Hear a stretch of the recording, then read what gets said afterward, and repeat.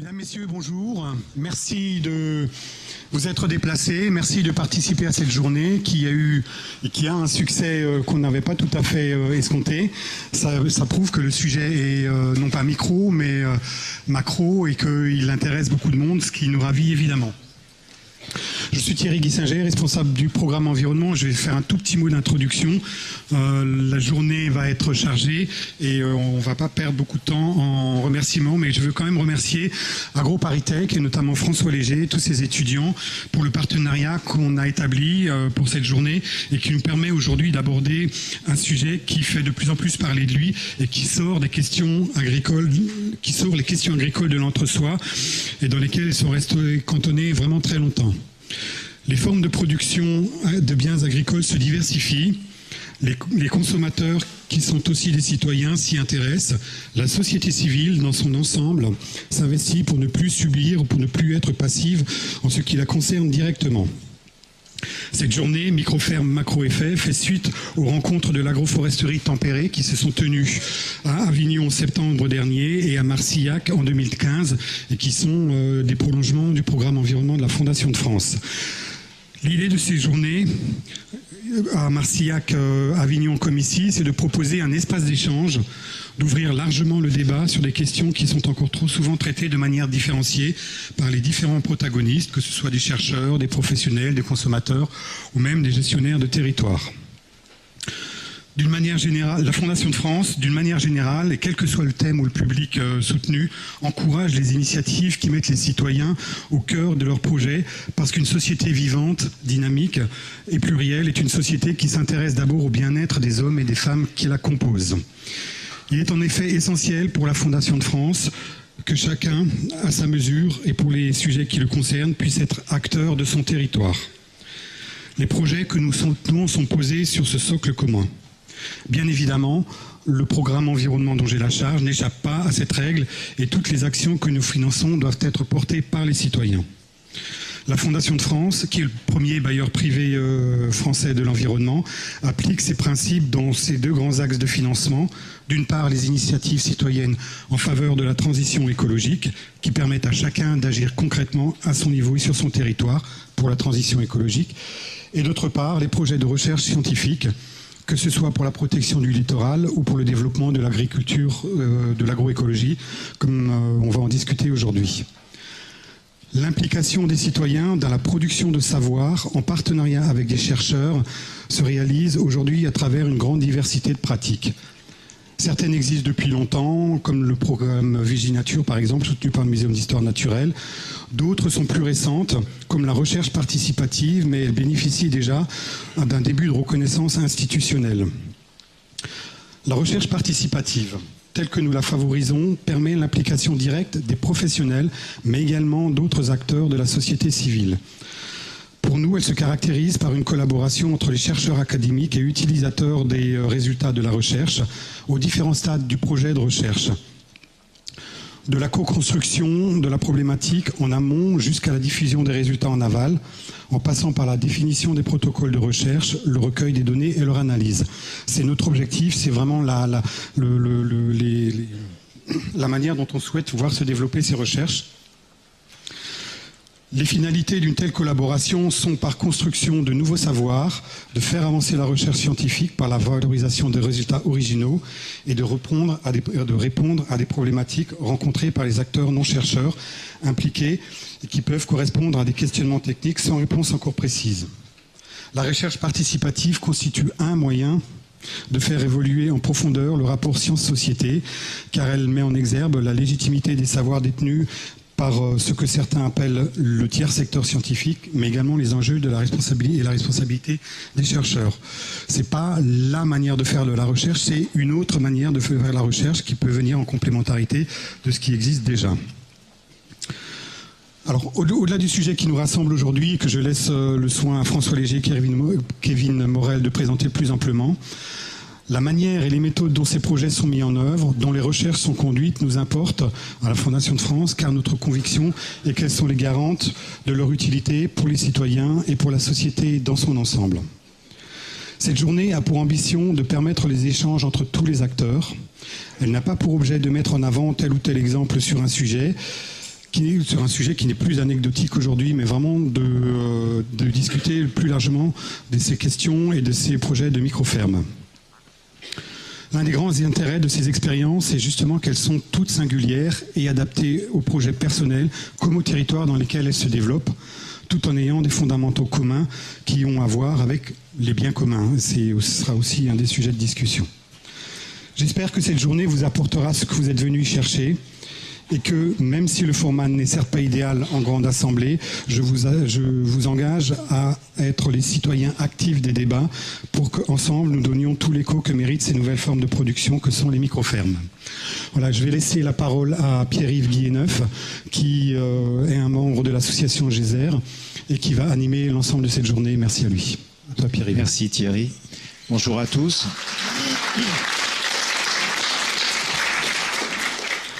Bonjour à tous. Donc, comme nous allons avoir, comme vous le savez, vous l'avez vu sur le programme, nous allons avoir dans cette première partie de la matinée plusieurs interventions qui vont nous permettre de brosser un petit peu le contexte et la problématique de la journée. Donc, je vais demander à François Léger d'intervenir en premier. François Léger, donc enseignant-chercheur ici à AgroParisTech, et ensuite à Kevin Morel de nous présenter le résultat de ses travaux de recherche. Ensuite, nous aurons des étudiants d'AgroParisTech qui viendront présenter également des travaux qu'ils ont réalisés sur ce sujet. Voilà. C'est juste pour la forme, mais enfin, vous éteignez vos portables ou vous les mettez en mode silencieux. Voilà. Hein? Merci. Et puis on va pouvoir y aller. François, je te laisse la parole. Oui, bonjour. Merci d'abord d'être là. Et puis, moi, je suis extrêmement content de voir autant de gens autour de ce sujet réunis dans cet établissement. Je pense que les sujets que nous allons traiter aujourd'hui sont relativement nouveaux pour nous, enseignants-chercheurs dans les écoles d'agronomie, et pourtant ils sont essentiels. Ils sont essentiels parce que je pense que la détresse actuelle d'un très grand nombre d'agriculteurs ne vous aura pas échappé. C'est-à-dire la crise laitière de l'année dernière et qui s'est prolongée encore cette année, où la crise du porc l'ont très fortement marqué. Des épisodes assez significatifs comme des arboriculteurs qui passent leur cerisier à la tronçonneuse parce qu'ils n'ont plus le droit d'utiliser des produits considérés comme nocifs pour la santé. Enfin, ce genre d'incident trouble profondément la relation des sociétés à l'agriculture.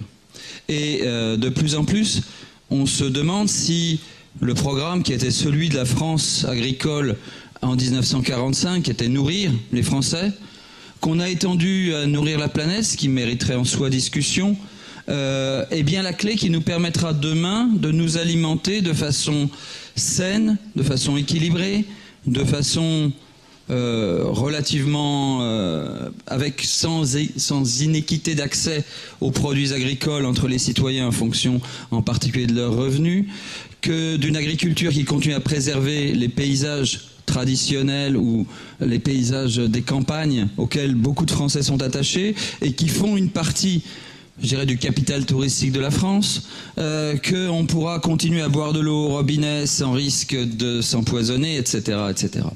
Toutes ces questions invitent à reconsidérer la question agricole et à la reconsidérer en prenant en compte sans hiérarchie a priori les questions d'écologie, les questions sociales.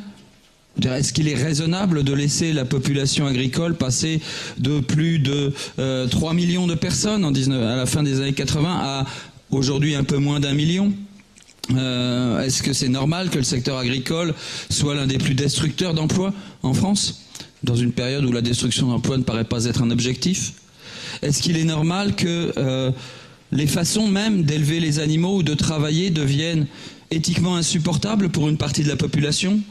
Est-ce qu'il est normal et nécessaire de sacrifier à la balance commerciale de la France ou de l'Europe nos paysages, nos ressources naturelles, nos traditions, nos cultures, et pas seulement pour un seul bénéfice dont on ne sait qui réellement en bénéficie? Donc ces questions, elles sont posées non seulement dans la société, mais également dans les mondes agricoles, même si c'est à très bas bruit. Je pense que la très grande majorité des agriculteurs s'interrogent sur qui ils sont aujourd'hui. Et certains revendiquent des identités nouvelles, et des identités nouvelles qui vont passer par des façons de travailler nouvelles, des façons de s'adresser aux consommateurs nouvelles, des façons de considérer leur identité, en particulier leurs diverses fonctions dans la société relativement nouvelle. Et ça, c'est un petit peu l'enjeu de la journée, parce que dans ceux qui revendiquent et qui affirment cette différence et cette nouveauté citoyenne, je pense que beaucoup de projets aujourd'hui, de structures qui justement manifestent ouvertement le fait qu'elles ne se situent pas dans le modèle dominant qui suppose un agrandissement permanent des fermes et des tailles d'exploitation, et qui au contraire revendiquent de travailler, de vivre et d'être en société à partir et sur de très petites structures d'agriculture biologique. Alors évidemment sur le maraîchage on voit des toutes petites structures, mais on pourrait dire la même chose de gens qui sont en élevage, qui privilégient aujourd'hui la vente directe, la transformation fermière, etc. Et s'interroger, se dire qu'est-ce qu'il y a derrière ces projets nous paraissait tout à fait intéressant, d'autant plus que finalement la Fondation de France, quand elle a regardé qui elle soutenait dans les différents programmes qui ont bénéficié de l'appui de l'appel à projet écosystème alimentation société, c'est ça je me trompe pas, agriculture alimentation, je me trompe. En fait, il y avait beaucoup de ces projets qui, finalement, s'opposaient frontalement à cette idée de « big is beautiful » ou « big is indispensable ». Donc non, être grand n'est pas indispensable et on peut faire petit, mais faire petit, ça se passera de façon bien différente de la façon dont nous avons fait grand par le passé. Et ce faire petit, c'est ce que nous voudrions explorer aujourd'hui à travers effectivement l'exposé de Kevin Morel et puis les exposés qui vont suivre et tous les témoignages que nous aurons. Et ce faire petit, dans cet établissement qui se présente désormais comme l'un des points phares des questions d'agriculture urbaine, faire petit dans les milieux à forte densité urbaine, c'est évidemment intéressant quand la question de l'accès au foncier ou de la taille du foncier disponible pour produire à manger et produire toutes ces autres choses que produisent les agricultures, qui ne sont pas seulement des biens matériels mais aussi des biens immatériels, se pose dans des contextes effectivement très contraints. Donc, moi je souhaite m'arrêter là. Je pense que la journée a été construite autour de cette réflexion du petit et joli, ce qui était, à mon avis, l'un des points clés du travail de Kevin dont il va vous parler maintenant. Merci François.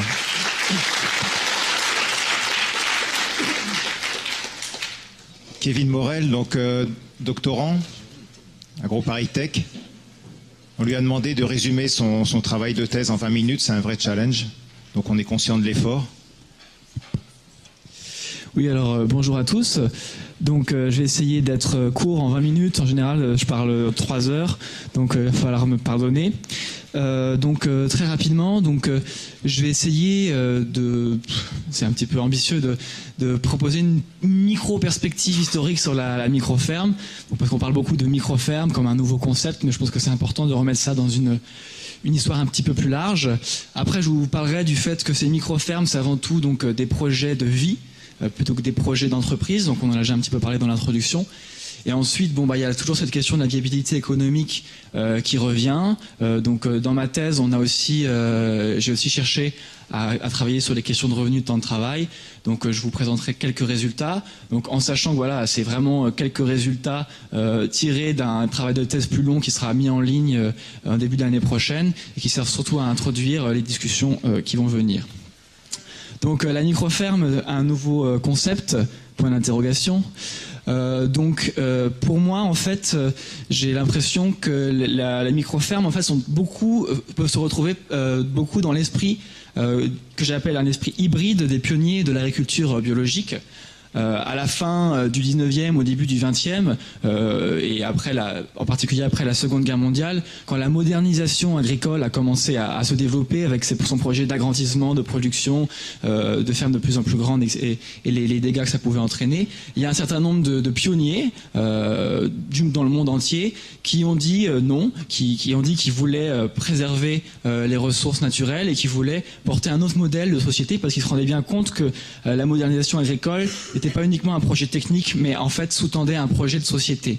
Et donc ces pionniers du bio ont dû un peu se réinventer, donc de manière hybride, en combinant des savoir-faire traditionnels et anciens, différentes sources d'inspiration, expérimenter en contexte réel plutôt qu'en laboratoire ou en parcelle expérimentale, échanger entre praticiens. Et bon, il y avait aussi de l'intuition et de l'empirisme, ce qui n'empêchait pas d'avoir une pensée cartésienne et de s'abreuver de la littérature scientifique et de certaines innovations. Donc ça, c'était l'esprit des pionniers de la bio qui questionnaient la modernisation agricole. Et donc au début, ces pionniers étaient considérés vraiment comme des hurluberlus. Donc maintenant, on sait que l'agriculture biologique a un petit peu gagné ses lettres de noblesse. On en parle de plus en plus, elle est de plus en plus présente dans la société. Et il y a certaines personnes qui pensent qu'une partie de l'agriculture biologique se conventionnalise, c'est-à-dire on va vers un bio qui est de plus en plus un label technique et qui perd des fois le modèle de société qu'il portait initialement. Et donc les gens qui continuent des fois dans l'esprit des pionniers de la bio sont parfois paradoxalement vus comme des hurluberlus. Et donc je trouve ça toujours intéressant de se dire que les hurluberlus actuels ne sont que les descendants des hurluberlus du passé qui ont permis que la bio naisse. Voilà, donc je pense que c'est intéressant de se positionner par rapport à ça. Donc les gens qui inventent aujourd'hui, c'est pas les premiers à inventer, et c'est grâce à eux que la société bouge. Donc par rapport à la critique de la modernisation au départ, donc la modernisation agricole qui porte l'agrandissement et l'économie d'échelle. Moi, dans ma thèse, alors c'est pas une définition officielle des microfermes, c'est la définition que moi j'ai considérée dans ma thèse. J'ai considéré que je travaillais sur des fermes maraîchères biologiques, commerciales, qui avait donc en dessous de 1,2, 1,5 hectares par unité de travail à temps plein. Parce que souvent, en maraîchage biologique diversifié, on considérait dans le passé qu'il fallait au moins 1,5 hectare pour être viable. Donc moi, j'ai considéré des fermes qui étaient en dessous d'1,2 hectare, 1,5 hectare. Face à la simplification industrielle et à la monoculture, moi j'ai considéré des fermes qui avaient plus de 30 types de légumes cultivés. Face à la motorisation croissante et à l'agriculture capitalistique qui demande de plus en plus d'investissement, j'ai choisi des fermes qui remettent en question la nécessité absolue de la motorisation. Ça ne veut pas dire qu'elles refusent d'être motorisées, c'est-à-dire qu'elles questionnent la motorisation et qu'elles essaient de réfléchir à la place juste de la motorisation sur une ferme, et qui revendiquent aussi le fait de pouvoir s'installer à faible investissement. Voilà. Face à la conventionnalisation de la bio que certains appellent, maintenant il y a deux types, il y en a qui disent qu'il y a deux bio, le bio selon la lettre et le bio selon l'esprit. Face à cette bio comme uniquement un cahier des charges technique, j'ai pris des fermes qui voyaient dans le bio vraiment cette démarche globale qui valorise avant tout la collaboration, donc collaboration entre les hommes et collaboration avec les écosystèmes. Face à l'optimisation et la maximisation du profit, j'ai choisi aussi des fermes qui revendiquent d'autres registres d'action, comme l'éthique et le sens. Et face à la montée d'un modèle unique, standardisé, avec des packages techniques qu'on va appliquer partout, j'ai considéré des fermes qui avaient des multiples sources d'inspiration.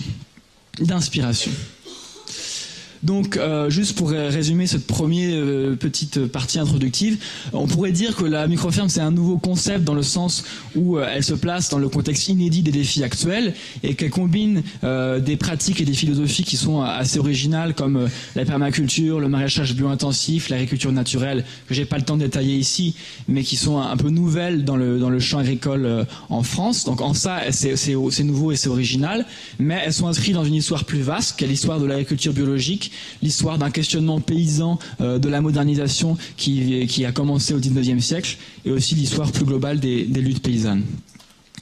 Donc là, je vais rentrer un peu plus dans mon projet de thèse, donc qui s'appelle Viabilité des microfermes maraîchères biologiques Bon, je vous laisse lire le sous-titre en italique, c'est pas très intéressant. Mais toujours est-il que ça a commencé au début à partir de l'étude du Bec et Loing, où j'ai participé avec François Léger. Donc le Bec et Loing, c'était un cas singulier. Il fallait aller au-delà de la ferme, parce que tout le monde nous disait oui, c'est très bien les chiffres du Bec et Loing, mais est-ce que ça peut s'appliquer dans d'autres contextes? Donc on a cherché à regarder d'autres fermes. Donc au final, j'ai suivi une vingtaine de micro-fermes au nord de la Loire, et j'ai combiné des analyses qualitatives, donc c'est-à-dire on a discuté avec des gens pour essayer de savoir quelles étaient les micro-fermes, quelles étaient ces personnes, quels étaient leurs projets, leurs stratégies, et on a aussi une partie plus quantitative, donc là pour estimer les revenus et le temps de travail. Le Bec et Loing, je ne sais pas si tout le monde connaît, Kevin, c'est une exploitation en permaculture qui est dans Normandie, je crois, non? C'est ça? Oui, c'est une ferme en permaculture, qui s'inspire de la permaculture en Normandie, oui. Alors, parce que on parle toujours d'exploitation sans penser à mal, mais pour moi ce mot est très très violent. Donc, alors juste, donc, quelles sont les fermes que j'ai enquêtées? Donc ici vous avez une vingtaine vous présentez les 20 micro-fermes que j'ai enquêtées. Donc vous voyez que ça va de la Bretagne au Grand Est. Donc je vais pas rentrer dans les détails. Ce qu'on peut voir, c'est qu'en termes d'âge, que c'est en années, on a des fermes relativement jeunes, donc de 3 à une dizaine d'années, et que leur surface cultivée en légumes va des 1250 qu'on pourrait considérer au Bec et Loing jusqu'à 1 hectare, 10 000 m², et que donc en fait en étant en dessous du seuil que j'avais fixé au départ d'1,2 hectare par actif, on a finalement une diversité de possibilités, parce qu'en allant de 1000 m² à 10 000 m², finalement on a des fermes qui cultivent 10 fois plus que les autres. Donc ça veut dire que dans la boîte micro-ferme, il y a une immense diversité. Et cette diversité se retrouve aussi en termes de motorisation. On a des fermes qui sont uniquement manuelles, des fermes qui ont du travail manuel et une petite motorisation type motoculteur, des fermes qui ont manuel plus tracteur, manuel plus traction animale. Donc on voit qu'en fait, même au sein des micro-fermes, c'est pas une catégorie homogène. Il y a des surfaces plus ou moins grandes cultivées par actif, et il y a des niveaux de motorisation variables. Par contre, ce qui est important de noter sur ces fermes, c'est que vraiment, quand on demandait aux paysans pourquoi ils faisaient telle ou telle pratique, pourquoi ils commercialisaient de telle manière, pourquoi ils investissaient de telle manière, ce qui était intéressant, c'est de voir qu'il y avait une grande diversité de registres d'aspiration qui ressortaient. Donc, il y avait évidemment le revenu décent, le temps de travail acceptable, mais il y avait vraiment fortement la qualité de vie, de travail, l'autonomie, des différents niveaux de l'autonomie, la question du sens et de l'engagement. Je dis toujours cette anecdote que ça m'est arrivé d'aller sur des fermes et qu'un paysan me dise je fais telle pratique, je sais que si je faisais différemment, j'aurais peut-être un rendement un peu supérieur, mais je continue à faire comme je fais car c'est plus beau. Et donc il y avait vraiment une nécessité esthétique derrière le choix. Donc c'est vrai que en tant qu'agronome, ça questionne un petit peu nos cadres actuels. Donc vraiment, la micro-ferme conçue comme un projet de vie. Alors, pour aborder la viabilité de ces fermes, je suis intéressé à leur choix stratégique. Alors, je vais pas rentrer dans le détail de ce tableau un petit peu chargé, on n'a pas le temps. Donc, qu'est-ce que j'appelle les choix stratégiques? Donc, les choix stratégiques, c'est les décisions de long terme de structure et d'organisation de la ferme. C'est-à-dire une décision que le paysan va prendre et qui va quand même l'engager pour 1, 2, 3, 4 ans. Donc c'est comment il va commercialiser, son choix d'investissement, comment il organise son travail, comment il s'ancre dans le territoire. Et aussi, il manque un diapo, il y a aussi ses choix techniques et écologiques. Et en fait, là, la diapo est juste l'objectif d'illustrer. Vous voyez, à chaque fois, il y a des petits noms, et il y a un chiffre entre parenthèses. Là, c'était le nombre de fermes sur 14 qui avaient ce choix stratégique. Donc, par exemple, si on prend commercialisation et qu'on prend combinaison des circuits de vente, il y avait 3 fermes qui avaient seulement une AMAP et 11 qui combinaient de 2 à 5 circuits. Les périodes de vente, il y en avait qui étaient sur 8 mois, une qui était sur 9 mois, 2 sur 10 mois, 6 sur 11 mois, etc. Et c'est pareil pour tous les autres choix stratégiques. Donc ça, c'est aussi pour montrer qu'au-delà de ce que je vous ai montré au départ dans le tableau, qu'il y avait des variétés de surface, il y a aussi des variétés énormes dans les choix stratégiques, dans les choix de commercialisation, dans les choix d'investissement, et c'est pareil en termes de choix techniques. Donc, pour dire qu'il n'y a pas un modèle de micro-ferme et qu'il y a des micro-fermes.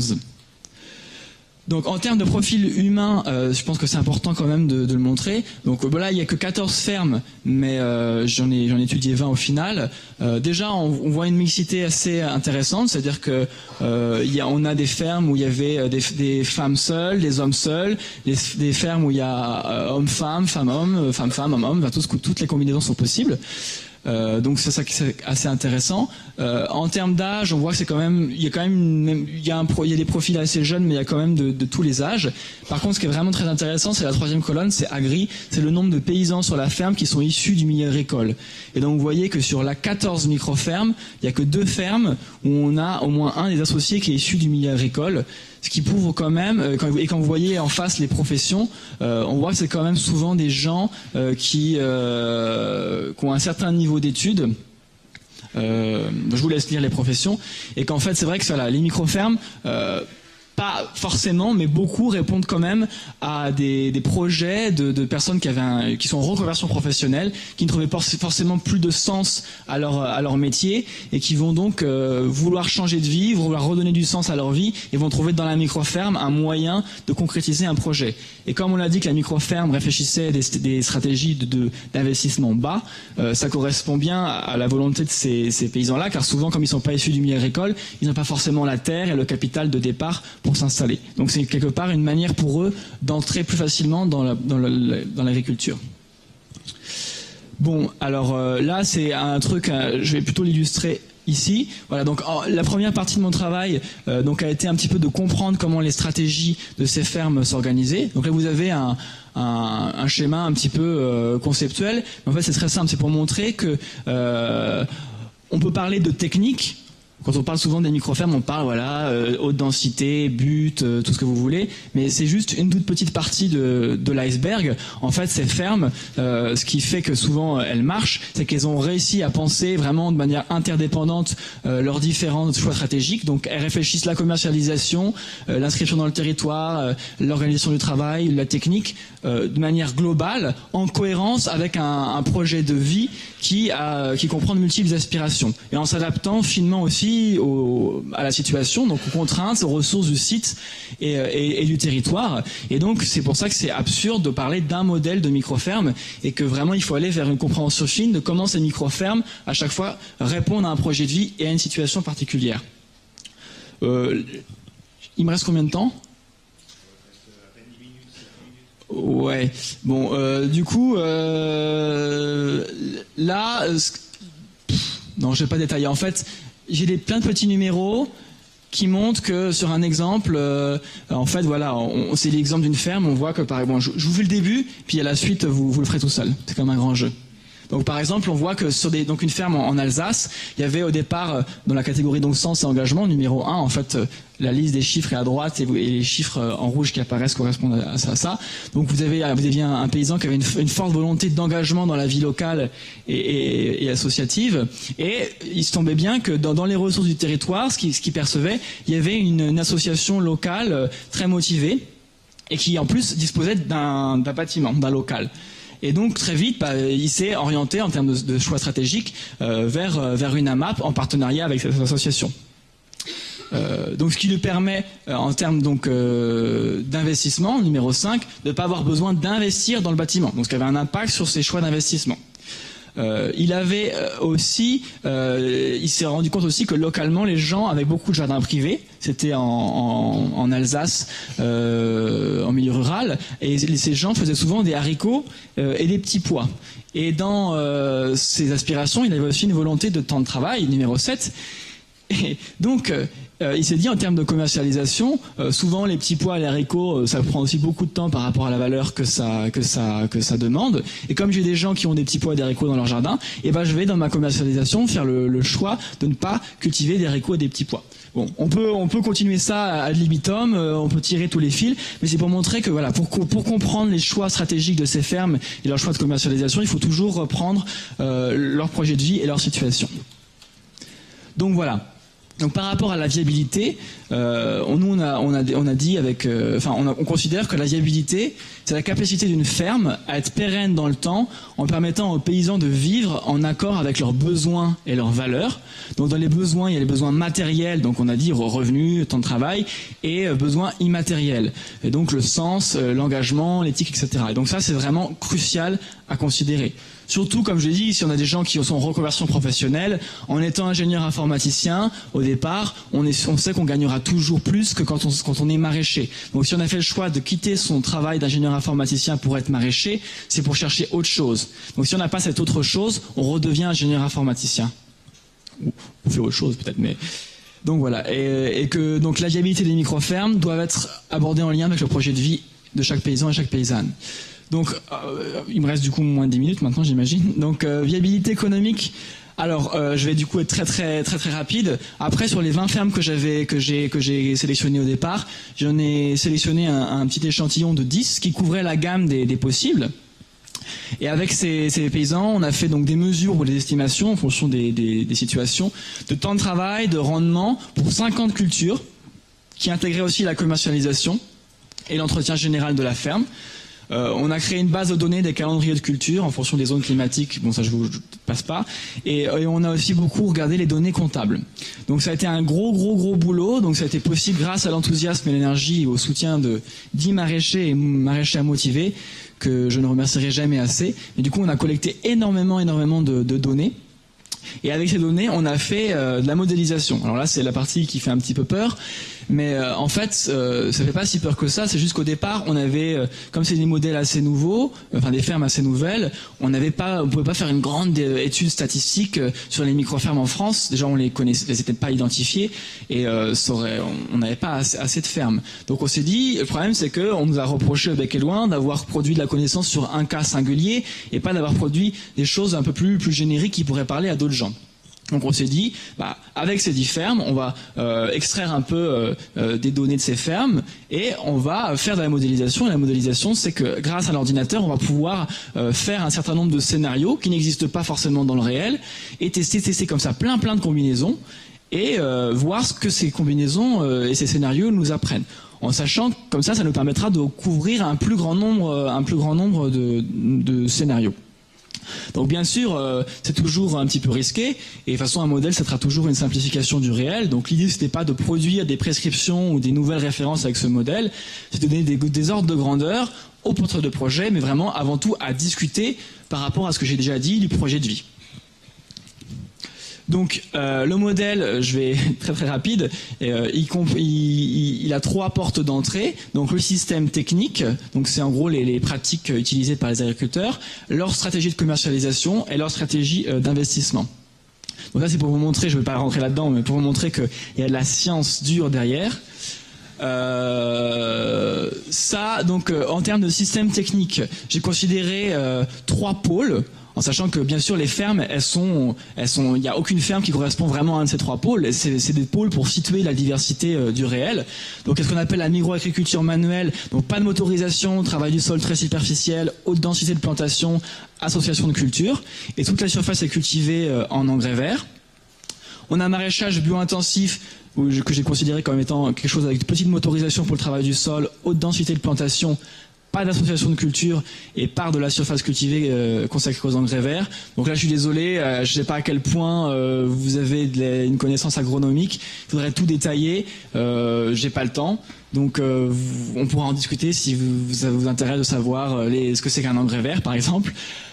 Et un troisième pôle, donc j'ai appelé maraîchage diversifié classique, bon, sachant qu'avec des gros guillemets, qui est là, était de la motorisation pour la plupart des activités, à part bien sûr les récoltes à la main, et la plus faible densité de plantation, parce que quand on bine avec un outil motorisé, forcément, on doit laisser des espacements un peu plus standardisés entre les plantes, et donc on a moins de densité. Dans les deux premiers cas, je considérais qu'on avait des pratiques écologiques qui permettaient de réduire le coût des intrants du commerce, mais qui augmentaient le temps de travail. Parce que quand on doit faire du paillage et des décoctions sur la ferme, du compostage, etc., ça augmente le temps de travail. Alors que dans le troisième cas, on avait avant tout les intrants biologiques du commerce, donc des engrais et des engrais organiques du commerce et des produits phytosanitaires biologiques du commerce, donc qui augmentent les coûts, mais qui pouvaient peut-être limiter le temps de travail, car on n'avait pas à faire du paillage, etc. Donc là, je vous passe, j'avais 50 légumes cultivés, donc vous voyez à peu près les prix. Les prix, j'ai pris les prix moyens sur les 10 fermes. J'ai considéré 2 stratégies de commercialisation sur 12 mois avec comme des pommes de terre de conservation, des légumes de conservation, donc toute la gamme des légumes dits de conservation, c'est-à-dire c'est les légumes qu'on va consommer l'hiver quand il n'y a plus grand-chose dans les champs. Et en fait, pourquoi j'ai distingué ça d'une stratégie à 9 mois où là on se consacrait principalement aux primeurs et on n'avait pas de culture de conservation, c'est qu'en fait les cultures de conservation comme les pommes de terre ou les carottes, elles vont rester longtemps dans le sol. Et en général vont avoir une faible valeur ajoutée. Et du coup, quand on est sur des systèmes à petite surface et qu'on veut en quelque part dégager le plus possible de valeur économique sur une petite surface, on a envie d'avoir des cycles de culture très très rapides dans l'année pour avoir plusieurs cultures, pour avoir plus de ventes par mètre carré. Et on a aussi envie d'avoir des légumes qui ont une haute valeur ajoutée. Donc, il y a certains maraîchers qui ont une stratégie de se focaliser sur des cultures à haute valeur ajoutée et sur des primeurs qui vont plus vite pour entre guillemets rentabiliser l'espace, alors que d'autres disent bah oui, mais en même temps si nous on fait pas les pommes de terre et les carottes, il faudrait bien que quelqu'un d'autre les fasse. Donc à un moment donné, nous on a envie aussi de les faire, même si on perd un petit peu d'argent, ça fait aussi du sens par rapport à notre métier de maraîcher d'avoir ces légumes-là. Et donc forcément ça a des impacts économiques. Donc dans le modèle j'ai considéré les deux extrêmes. Et là, j'ai aussi considéré 2 phases dans la ferme. Le moment de l'installation, où on a tous les emprunts éventuellement à rembourser de l'installation, et une période de routine où j'ai considéré que les investissements étaient remboursés. Et j'ai distingué 2 stratégies d'installation. Une stratégie d'installation à bas coût, qui privilégie l'achat de matériel d'occasion, de récupération et l'autoconstruction. Et une stratégie à haut coût, qui privilégie l'achat de matériel neuf et qui ne réalise pas d'autoconstruction. En sachant que du coup, à bas coût, on limite les coûts, mais on augmente le temps de travail, parce qu'autoconstruire, récupérer, ça prend du temps. Et on voit que sur certaines fermes, ça peut être un frein, parce que pendant les premières années, on doit en même temps commencer à produire et en même temps autoconstruire, etc. Donc ça peut être un vrai défi. Et une installation à haut coût, où là, on dit, bon, j'ai pas envie de prendre trop de temps au départ. J'ai peut-être mon compagnon, ma compagne qui a choisi de s'installer avec moi et qui m'a dit, non, mais on va pas vivre dans une caravane pendant 3 ans. Tu investis et c'est pas grave. Et donc, il dit, bon, ok, j'achète le matériel neuf. Donc, ça a des coûts plus élevés, mais on limite aussi le temps de travail. Donc, en combinant dans tout, voilà, pour chaque scénario, il y avait des charges opérationnelles, des charges fixes qui étaient calculées en cohérence avec les hypothèses. Donc, juste pour dire, j'ai pris l'exemple d'un maraîcher seul qui avait pas de capital propre au départ. Donc, ça veut dire qu'au départ, il avait rien et que la totalité des investissements était empruntée à la banque. Et donc vous voyez que par rapport aux différents systèmes techniques, donc micro-agriculture, maraîchage bio-intensif classique, en fonction des hypothèses d'installation, on avait des investissements initiaux qui différaient, en sachant qu'après il faut rajouter l'investissement pour les serres, l'investissement pour le foncier, bon, je détaille pas. Là, je détaille pas non plus. Juste c'est le dernier tableau qui fait aussi un peu peur. Mais donc vous voyez que vous avez donc les systèmes techniques. Donc micro-agriculture manuelle c'est MI, bio-intensif c'est BI et CL c'est classique. Vous avez les périodes, donc IB c'est installation à bas coût, IH installation à haut coût, R c'est routine. Et à chaque fois, pour chacun des combinaisons, j'ai fait un grand nombre de scénarios et je regardais est-ce que ça pouvait être viable. Alors comment j'ai considéré la viabilité économique ici? J'ai considéré que la viabilité économique c'était la capacité à dépasser un revenu mensuel minimal en étant en dessous d'un travail annuel maximal. Donc j'avais 2 niveaux de travail, 1800 heures par an, qui est vraiment en gros 36 heures par semaine sur 50 semaines, donc qui est vraiment la fourchette basse en maraîchage, et 2500 heures par an, où là on est plus autour de 50 heures en moyenne, qui est aussi assez ambitieux en maraîchage, faut pas se leurrer. Et revenu minimal mensuel, j'avais 6000, 1000 et 1400. Pourquoi j'ai fait ça? Parce qu'au départ, j'ai bien montré dans les projets de vie que le revenu minimal souhaité pouvait varier selon les fermes, selon le projet des gens, selon leur s'ils avaient une famille, selon leurs aspirations, leur niveau de sobriété souhaité, et que donc on pouvait pas avoir un seul critère de viabilité et dire bah voilà, en dessous de ça vous êtes viable, en dessous de ça vous êtes pas viable, et donc il fallait s'adapter à chaque fois aux gens. Donc c'est pour ça que j'ai considéré ces niveaux de revenus différents et ces niveaux de travail différents.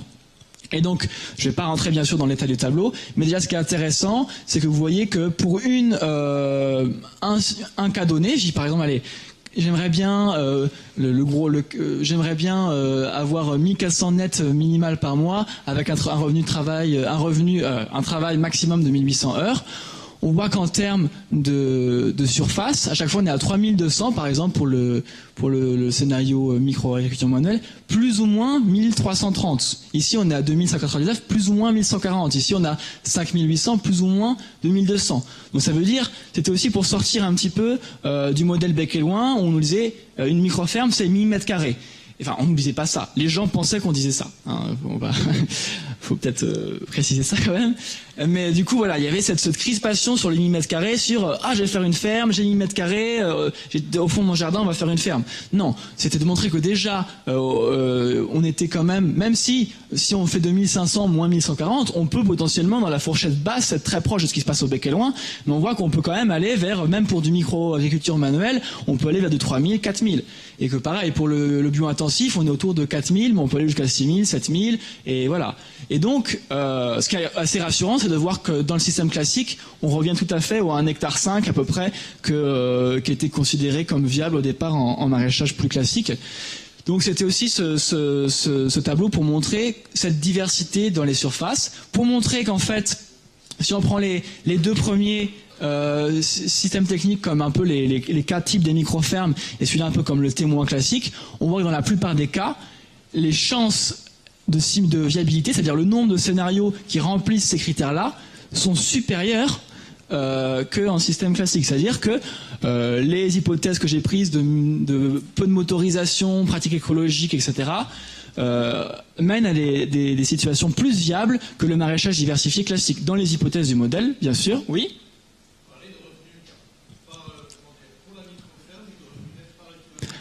Revenu net par équivalent temps plein, parce que dans le modèle, j'ai considéré un maraîcher. Donc en fait, c'est un modèle qui tourne à un maraîcher. Donc bien sûr, s'il y a des associations, s'il y a des associés, du salarié, des employés, il faut complexifier. Là, c'est vraiment sur une ferme avec un maraîcher. Donc ce qui est intéressant, je vais peut-être du coup passer à la suite, c'est de montrer, je vais pas tout détailler, mais on peut du coup regarder aussi les impacts de la commercialisation. Voilà. Ah oui, ce qui est intéressant quand même de le dire, c'est qu'on voit quand même que vous regardez, quand vous voyez IB, IH par rapport à R, vous voyez qu'un même système technique et un même critère de viabilité, bien sûr la phase d'installation mène à beaucoup moins de scénarios viables que la phase de routine, ce qui montre quand même bien qu'il y a un vrai enjeu à l'installation, une vraie difficulté. Et ce qui est intéressant de voir aussi, c'est que le scénario à hauts investissements, où on achète du neuf, mène à plus de viabilité que le scénario à bas investissement, où on favorise l'autoconstruction. Alors on peut conclure, on dira oui, du coup c'est pas bien d'autoconstruire et de recycler, on perd trop de temps. C'est pas ça qu'il faut retirer de ce modèle, c'est qu'en fait il faut être très vigilant par rapport justement à la charge de temps nécessaire que va induire l'autoconstruction et le recyclage, mais qu'en fait dans le scénario, je vous ai dit, je considérais qu'au départ le maraîcher avait 0 capital propre. Donc ça veut dire que même s'il autoconstruisait, il avait besoin d'avoir un minimum qu'il devait emprunter. Donc il avait quand même des emprunts plus l'autoconstruction. Donc au final il s'en sortait pas. Souvent les maraîchers qui sur le terrain ont recours à des stratégies bas investissement et où ils font de l'autoconstruction et du recyclage, sont des gens qui ont un minimum de capital de départ, qui vont pouvoir investir sans justement passer par les banques et du coup progressivement vont pouvoir réinvestir dans la ferme au fur et à mesure. Donc voilà, c'est ça qu'il faut aussi prendre en compte. Donc j'ai quasiment fini. Tout ce qu'on peut dire, c'est que bon, pour l'instant, c'est une base de discussion. Hein. J'ai pas pu tout. Enfin, on peut parler de ça pendant des heures. Hein. J'ai aussi 10 milliards d'autres graphiques, mais que ce qu'on peut montrer, c'est que c'est possible de s'installer et de créer une activité agricole sur une surface inférieure à ce que considérait comme raisonnable. Par contre, ce qui est intéressant, c'est que c'est possible. Ça paraît plus viable que le maraîchage diversifié, mais c'est pas garanti. C'est-à-dire que faire 1800 heures par an avec 1400 nets. Dans le système micro-agriculture manuelle, on est à 11% de chances de viabilité. Au bout dans l'autre, on est à 4%. C'est un modèle, donc ça veut dire que c'est dans des ordres de grandeur. Ça veut dire que c'est possible, mais ça ne veut pas dire que c'est facile. Et ça ne veut pas dire que c'est automatique. Donc c'est aussi pour ça qu'il faut remettre un petit peu les choses dans leur contexte. C'est que théoriquement c'est possible, c'est même plus favorable, mais derrière c'est pas automatique et il faut réfléchir à comment on peut gérer cette complexité et cette incertitude. Par contre, ça peut tempérer certains conseils classiques à l'installation qui recommandent aux maraîchers une plus grande surface avec des plus gros investissements au départ, car on voit que ça, c'est pas forcément plus favorable, même s'il faut bien sûr pas négliger le minimum vital et la possibilité de s'agrandir si besoin. Donc je passe, on pourra discuter de plein de choses. En tout cas, il y a énormément d'autres choses à prendre en compte. Comme vous le disiez, là on est sur une ferme, donc il faudrait voir comment ça se passerait si on avait plusieurs maraîchers sur une même ferme, comment ça se passerait si on regardait d'autres pratiques, que travail manuel ne veut pas dire jamais besoin d'un tracteur. On peut être en travail manuel en routine, mais on a besoin d'un tracteur au départ pour certaines pratiques. Donc où est-ce qu'on trouve ce tracteur? Est-ce qu'on est ami avec un autre agriculteur, etc. Et voilà. Et que donc bien sûr le modèle là traite juste de chiffres, mais qu'il faut aussi s'intéresser à la dimension écologique, sociale et politique qu'il y a derrière, et de voir un petit peu, là on a deux moments d'installation et de routine qui sont complètement théoriques, et voir justement ces fermes comme un processus, et voir quelles sont les difficultés de ces fermes pendant leur installation. Je suis désolé, c'était un peu décousu parce que j'ai beaucoup plus de temps pour parler de ça, mais voilà. Merci Kevin. On pourra en discuter.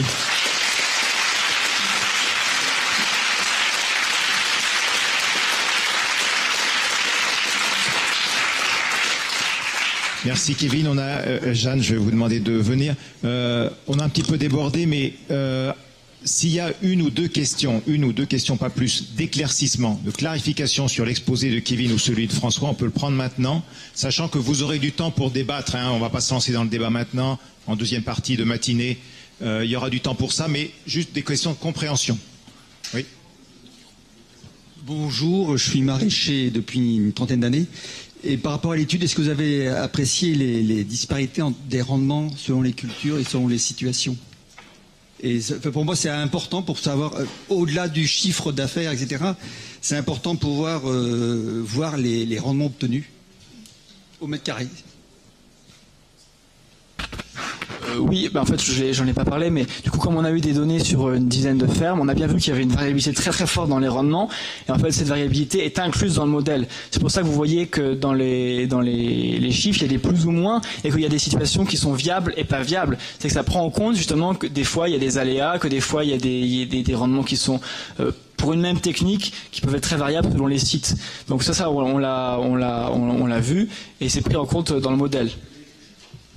Bah, je les ai pas, je les ai, mais il y a 50 légumes et il y avait une dizaine de fermes, donc je ne peux pas vous dire ça comme ça, mais on a mis en évidence cette variabilité clairement, oui.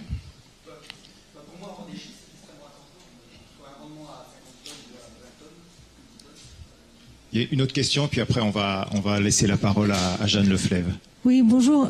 C'est une question purement effectivement de compréhension. Dans le grand tableau que vous avez montré à la fin, vous donniez des surfaces à cultiver. Vous disiez il y avait 11% de chances de viabilité. Est-ce que vous pouvez expliciter un petit peu la lecture du tableau, parce que c'est pas facile à comprendre.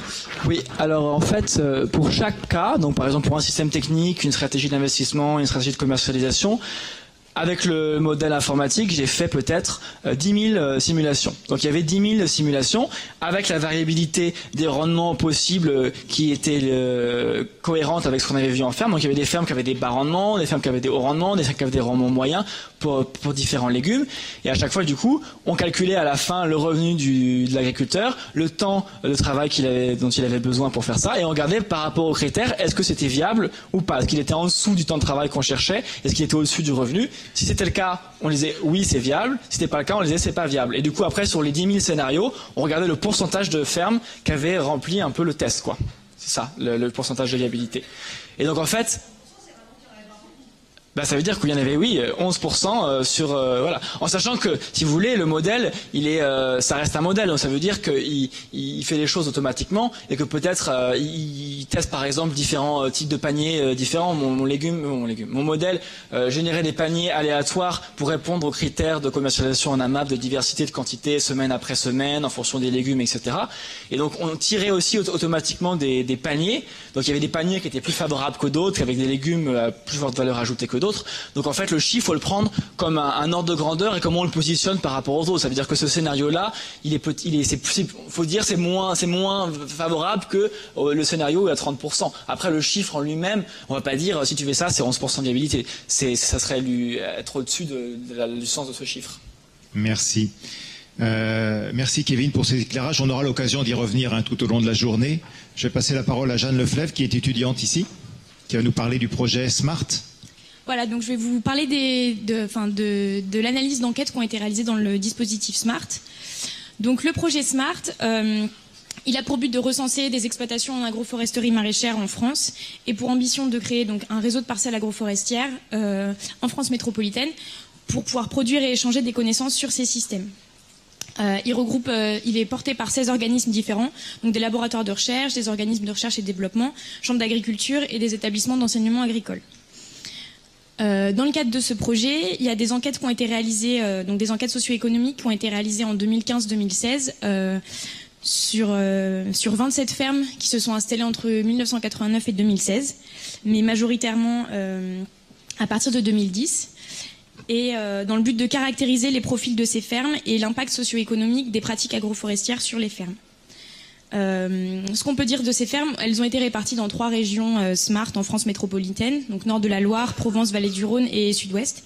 Et leur taille varie de 1,3 à plus de 100 hectares, sachant que la majorité font moins de 10 hectares et que dans les plus grandes fermes, la part d'agroforesterie est assez limitée et donc assez comparable à celle des plus petites fermes. Ces fermes agroforestières, elles ont plusieurs histoires au niveau de leur création et de la conception et mise en place. La plupart ont été créées, on a créé un modèle maraîcher agroforestier dès le départ. Et il y a aussi l'implantation de maraîchage dans des vergers préexistants et l'implantation d'arbres dans des parcelles maraîchères. Et enfin, la conception est mise en place. Dans la moitié des cas, toutes les espèces sont mises en place dès le départ, mais il y a aussi différentes conceptions qui ont lieu.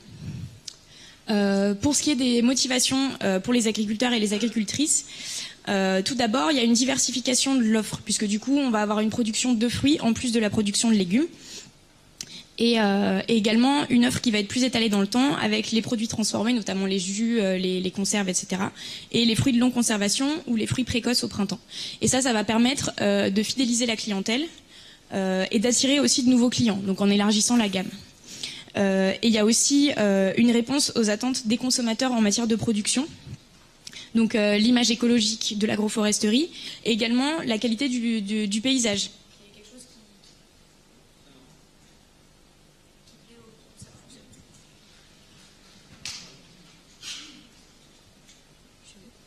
Merci. La qualité du paysage qui plaît également aux consommateurs. Et enfin, ce qui ressort, et qui est très important, c'est que c'est 75% des cas, c'est des circuits courts. Et donc la qualité de la relation avec les clients est très importante pour les maraîchers qui font de l'agroforesterie. Au niveau des pratiques, on a une assez grande diversité de pratiques, notamment au niveau des choix de mécanisation, où le travail manuel et l'utilisation le travail manuel est très important et la mécanisation varie en fonction des exploitations. Mais il y a quand même des avis assez partagés dans les enquêtes qui ont été faites quant à la nécessité d'avoir du matériel spécifique pour l'agroforesterie et pour le maraîchage. Enfin, l'arboriculture et le maraîchage. Et ensuite, ce qui ressort aussi, c'est que le choix des espèces et des variétés a été plutôt orienté vers la rusticité et l'adaptation au terroir. Il y a beaucoup d'autres éléments qui rentrent en compte, notamment les qualités gustatives ou les goûts de l'agriculteur. Mais ce qui ressort aussi, c'est que il y a une importance de la diversité pour limiter l'impact des maladies et des ravageurs. En faisant l'enquête, on s'est demandé si les systèmes étaient plus exigeants.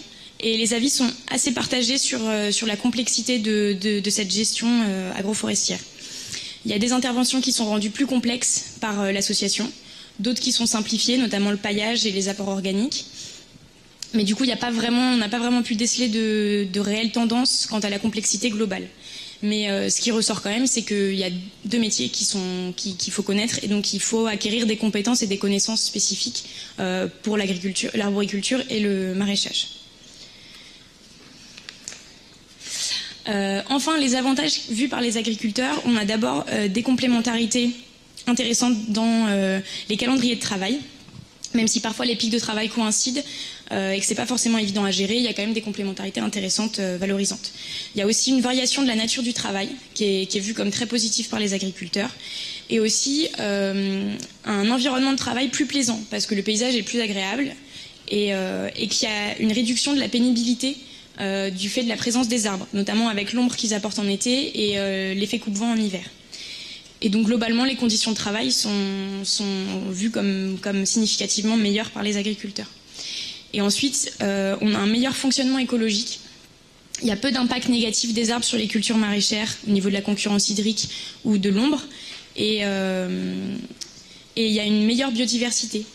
C'est-à-dire que les agriculteurs constatent qu'il y a plus d'oiseaux, plus de pollinisateurs, plus d'auxiliaires, même s'il n'y a pas vraiment d'évaluation de l'impact sur les maladies et les ravageurs.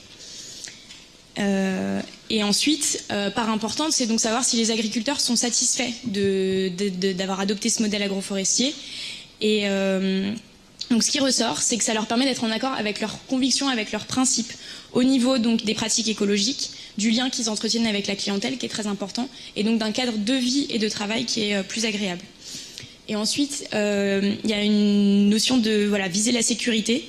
Donc le fait d'avoir des points de vue communs avec la clientèle au niveau des valeurs leur permet de sécuriser les marchés et de renforcer leur réseau. L'agencement spatial de leurs parcelles leur permet un gain de place qui est assez conséquent. Et le fonctionnement écologique de l'agroécosystème permet des résiliences face aux incertitudes climatiques et face aux maladies et aux ravageurs.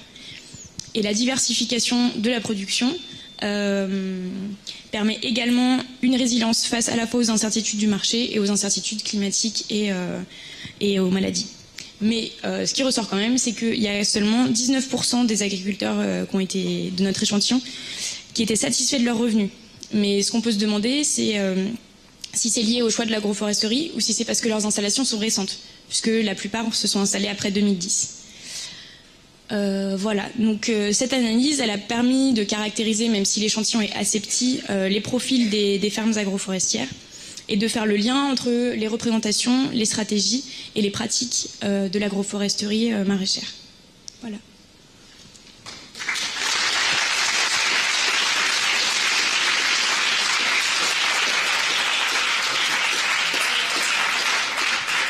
Alors, comme d'habitude, il faut préciser que le projet SMART dont on parle là est un projet qui est financé par le CASDAR, c'est-à-dire un appel d'offres du ministère de l'Agriculture, mais qu'il est extrêmement complémentaire avec le projet, avec l'appel d'offres de la Fondation de France sur l'agroforesterie et les gens qui sont souvent impliqués dans les deux programmes.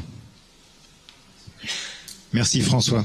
Je vais demander aux étudiants du master de bien vouloir se déplacer. Ils sont un certain nombre, vous allez voir, c'est impressionnant.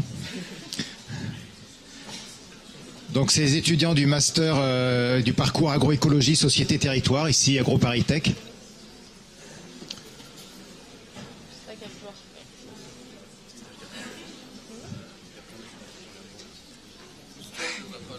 Vous commencez ? Vous commencez ?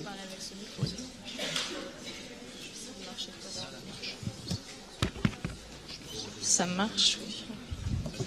Bon, donc oui, c'est dans le séminaire d'aujourd'hui a été organisé en lien avec la formation EDT, Environnement, Développement des Territoires et des Sociétés, le parcours de Master 2 Agroécologie, Société et Territoire. Donc le groupe des étudiants qui sont là ont travaillé sur, à partir des données, des projets financés par la Fondation de France. Voilà. Merci. je parie. Vous m'entendez avec ce micro? Ouais, voilà. Donc, bonjour à tous et à tous. Nous allons poursuivre ce séminaire en vous présentant le travail fondé sur une lecture transversale des projets soutenus par la Fondation de France. On a décidé de conserver un certain nombre de points, de thématiques qui nous paraissaient importants et qu'on va donc vous exposer suivant un certain schéma. Donc d'abord, on va parler des places des valeurs propres à ces projets. Ensuite, des relations et spécificités des micro-fermes urbaines. Puis ensuite des micro-fermes aux agriculteurs citoyennes, qu'est-ce que vivre ensemble sur les territoires. On enchaînera sur les relations fermes, territoires et communautés. Puis on parlera de la validation des connaissances scientifiques et de la coproduction des connaissances. Pour finir sur les fermes expérimentales et les fermes pilotes. Donc pour éviter toute confusion, nous avons choisi un petit nombre de projets pour illustrer chacun de ces thèmes. La première thématique que nous souhaitons aborder est la place des valeurs au sein des projets soutenus par la Fondation de France. Ces projets englobent non seulement une dimension économique, mais sont aussi structurés par 7 ensembles de valeurs. Les aspirations des initiateurs de ces projets se focalisent vers une envie de mieux vivre. Et c'est vraiment le concept qui englobe à la fois des dimensions sociales et environnementales qui sont interdépendantes. Dans ces projets, des attentes individuelles dans la recherche d'un confort de vie s'articulent en fait avec une réflexion sur la place des différents acteurs au sein d'une communauté. Il peut s'agir d'impulser une dynamique participative dans le but de rendre accessible à tous une alimentation de qualité et de repenser l'agriculture qui ne se justifie pas par la seule recherche du profit. Tout cela afin de réduire les fractures économiques.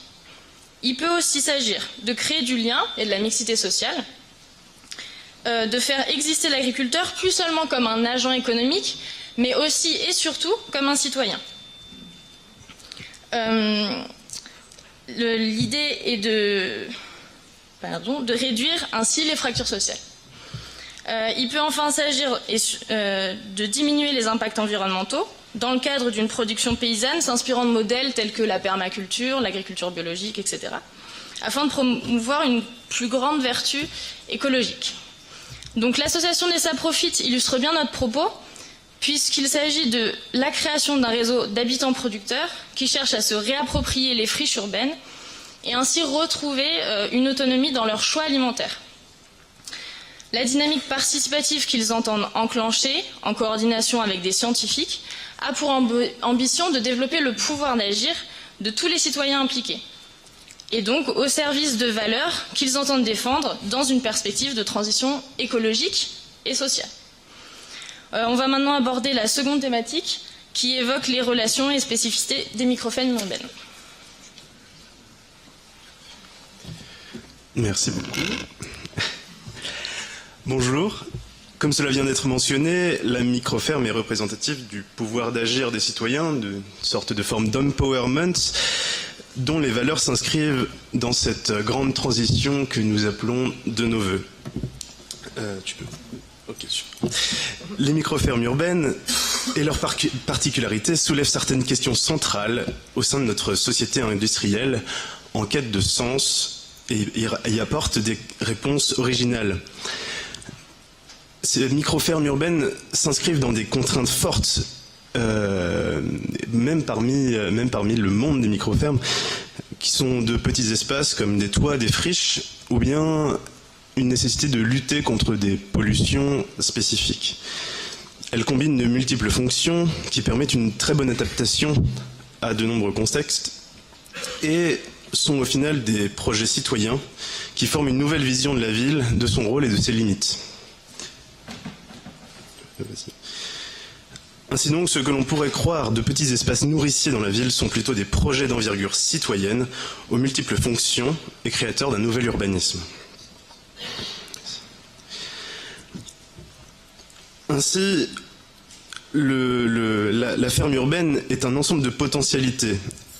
On a la possibilité d'y rassembler un public varié, de transcender certains clivages sociaux au-delà d'une quelconque logique partisane ou idéologique. Le but final étant une alimentation saine et équilibrée au sein d'un espace qui se veut citoyen. On crée une dynamique horizontale qui prend en considération des besoins communs. Ainsi, des générations différentes et des classes sociales variées se réunissent autour de modes de production et de consommation alternatifs. La ville, qui est, comme chacun sait, un bouillon culturel, s'infuse par les nombreux savoirs et compétences qui s'y concentrent. Ainsi, la personnalité du ou des gestionnaires du lieu sont une des clés de ces projets citoyens et sociaux. Selon leurs différentes sensibilités, ils permettent d'impulser des dynamiques particulières et de donner aux différents projets des cadres de réalisation par leur maîtrise du réseau, dont ils sont bien souvent le cœur. Oui. Alors.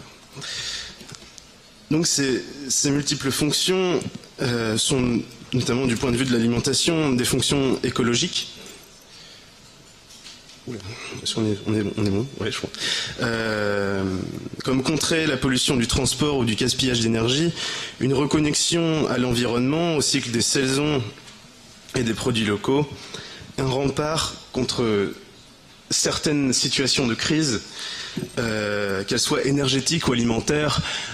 Je crois important de rappeler le fait que l'autonomie alimentaire d'une ville comme Paris est de moins de 72 heures. D'autres fonctions, notamment une fonction socio-économique, ont créé de nouveaux métiers, comme par exemple celui d'agriculteur paysan urbain, avec de nouveaux savoirs, de nouvelles compétences. Une classe sociale de producteurs-consommateurs se construit. On prend alors à contre-pied la logique urbaine de désertification des centres-villes au profit de la grande distribution via des systèmes d'entraide et d'échanges mutuels qui sont par exemple les SEL. Et enfin, par un nouveau lien à l'alimentation, se font jour des prises de conscience autour d'une agronomie nouvelle, comme la gestion de la fertilité, avec un recyclage de masse des déchets verts de villes dont on ne sait pas quoi faire, effectivement, mais aussi une conscience des différents problèmes que pose l'urbanité, comme les pollutions des sols, des eaux ou de l'atmosphère. On voit s'affirmer de nouvelles formes de production hors sol. Comment déjà ça s'appelle? Bon, bref. Passons. Voilà. Ensuite, tu peux passer. Alors. Et donc, on a la création d'un nouvel urbanisme. À travers des lieux sociaux à part entière, qui concentrent des caractéristiques de cafés, d'écoles, parfois de bibliothèques, des espaces qui sont tout à fait polymorphes, sur lesquels on peut et on doit compter. Ce sont des espaces avec, étant donné qu'ils sont urbains, qui concentrent énormément d'interrelations complexes. Et ainsi, même s'il est parfois difficile, par rapport aux contraintes de l'urbain, de s'inscrire dans ce territoire, à partir du moment où on a cet ancrage, c'est un peu une floraison magnifique qui peut s'opérer. On introduit donc une esthétique particulière dans la ville, on casse les codes qui sont ceux des urbanismes, des alignements d'arbres, d'une nature toujours maîtrisée, qui est là vue sous un angle complètement différent à travers donc l'agriculture, qui ambitionne d'offrir un paysage différent, plus ouvert, plus sain et plus accessible. Enfin, cette naissance de nouvel urbanisme peut redonner de la vigueur à des quartiers parfois délaissés, retisser des liens, enclencher de nouvelles dynamiques entre des acteurs qui étaient autrefois indépendants, qui ne se parlaient pas et qui se retrouvent autour de ces projets. En conclusion, on peut dire que, à travers les micro-fermes urbaines, on invente la ville durable, saine et écologique, que j'imagine beaucoup d'entre nous rêvent, et ainsi, si possible, rendre une ville plus humaine. Je donne la parole maintenant aux relations entre ces territoires et les communautés.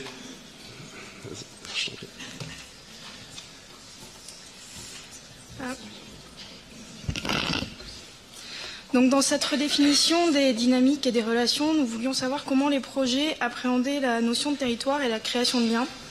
À quel niveau, de quelle manière vont se fédérer les acteurs et qu'est-ce que territorialiser l'agriculture? Donc à travers les différents projets, nous avons identifié la référence à des systèmes de valeurs ou de pratiques que nous appelons donc des ancrages, en référence donc à cette idée de territoire et de comment le définir et s'y inscrire. Nous les avons différenciés. Je vais faire une petite liste en les illustrant. Pour autant, ils peuvent coexister au sein d'un même projet. Ça peut être un ancrage écologique, environnemental, avec le choix de variétés locales, la question de l'échelle et l'ensemble des techniques et des pratiques agricoles. Un ancrage économique via des circuits courts. Un ancrage social par les relations induites, la création de réseaux plus ou moins étendus, et une interdépendance des acteurs, que ce soit les producteurs, les consommateurs, les associations, le milieu universitaire ou institutionnel, et in fine la création de communautés. Enfin, un ancrage politique en posant la question de la souveraineté alimentaire, en redéfinissant les échanges économiques ou en réinvestissant l'espace public dans le cadre de l'agriculture urbaine. Donc, nous avons également pris comme exemple le projet Ça Profite, qui nous permet de voir comment ces ancrages, en mélangeant les valeurs et les pratiques, négocient la création de liens et de biens communs. Donc, Ça Profite est un réseau d'habitants producteurs, on l'a déjà rapidement évoqué, investissant un quartier de Lille. Ce projet donc, se plante dans un contexte urbain, très local, où la ferme participe à la création de la ville. L'enjeu de l'insertion locale est une forte composante du projet, donc c'est une insertion qui est réfléchie à l'échelle du quartier. Cet ancrage, dont l'objectif est aussi le développement local, se fait sous plusieurs formes, avec la mise en place d'une démarche collective avec les habitants comme acteurs principaux, les associations locales et les collectivités territoriales. Il s'agit aussi donc d'investir les espaces publics pour faire de l'agriculture et des échanges non marchands. Le projet comprend aussi un ensemble d'autres volets, comme la création d'un centre de ressources de savoir dans le quartier. Ouais. Et donc en fait, pour conclure juste sur cet aspect-là, territorialiser, créer du lien entraîne une redéfinition des acteurs et des réseaux dans leur ensemble.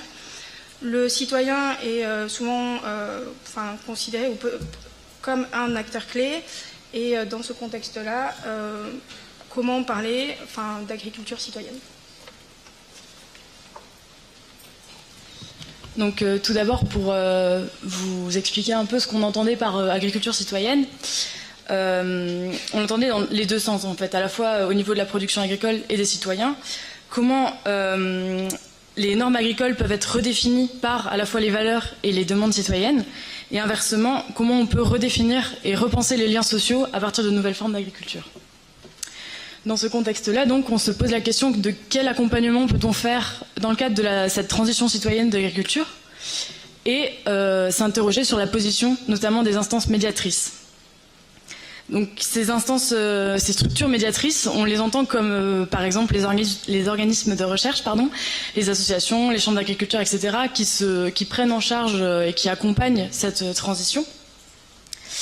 Et en fait, on s'était dit que dans beaucoup de projets qui avaient été proposés à la Fondation de France, ces instances médiatrices paraissaient à chaque fois très structurantes, encadrant les projets, impulsant les démarches, etc. Et on se demandait si c'était pas en fait une condition nécessaire du fait que la transition agricole mettait en place en fait des savoirs au statut multiple, notamment des savoirs hybrides entre les valeurs citoyennes, les savoirs scientifiques des institutions et ceux des producteurs agricoles.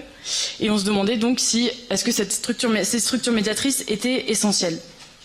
Et si en fait on pose la question, est-ce qu'on ne va pas vers une intégration de la fonction des structures médiatrices au sein même des projets citoyens agricoles?